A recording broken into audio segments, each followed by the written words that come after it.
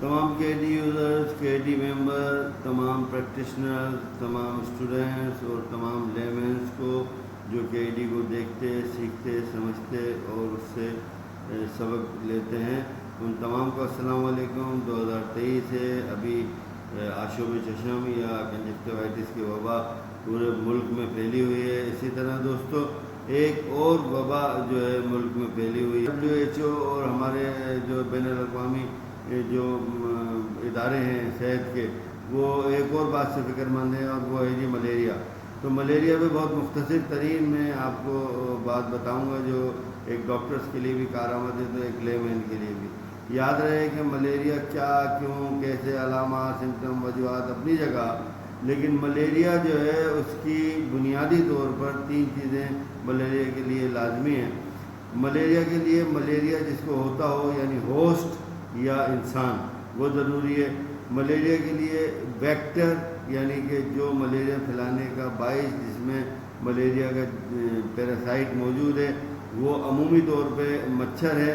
مچھر کیسا ہے، کیوں ہے، کالا ہے یا کس رنگ کا ہے، کس سائز کا ہے، اس سے قطع نظر ذہن میں رکھیے کہ مچھر کوئی بھی ہو، آپ ہر مچھر کو ملیریا پھیلانے والا مچھر تصور کریں گے تو فائدہ ہوگا۔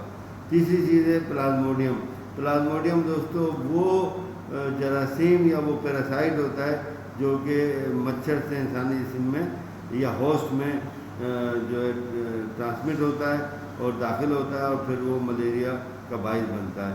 ملیریا کا علاج کیا ہے، یہ بات کی چیز ہے۔ کئی دوائیں ملیریا کے لیے نقصان دہ ہیں اور کئی بار ملیریا پراپر وے میں کنٹرول بھی نہیں ہو پاتا جو کہ نقصان دہ ہے۔ تو سب سے بہتر ہوگا، سب سے اچھا ہوگا کہ ہم ملیریا سے بچیں۔ ملیریا سے بچنے کے لیے جو 3 چیزیں میں نے آپ کو بتائی تھی، انسان یعنی ہوسٹ، ویکٹر یعنی مچھر اور پلازموڈیم یعنی کہ ملیریا پیراسائٹ، ان میں سے کسی ایک چیز کو ہٹا دیں یا اس سائیکل کو یا اس چین کو توڑ دیں تو ملیریا کبھی بھی نہیں ہو سکتا، کیونکہ ملیریا انفیکشس نہیں ہوتا، وہ ایک انسان سے دوسرے انسان کو نہیں لگتا۔ تو یاد رہے کہ ملیریا کا مچھر کیسا بھی ہو، کسی بھی قسم کا ہو، کس رنگ کا ہو، ان تمام مچھروں کو، نہ اینافیلس نہ کوئی اور قسم کے مچھر کا ہم انتظار کریں، تمام مچھروں سے ہم بچاؤ کریں۔ بڑا آسان طریقہ ہے، نیٹ استعمال کریں، بڑا آسان طریقہ ہے، مچھر مار اسپرے استعمال کریں اور مچھروں سے مکمل طور پر بچنے کی کوشش کریں۔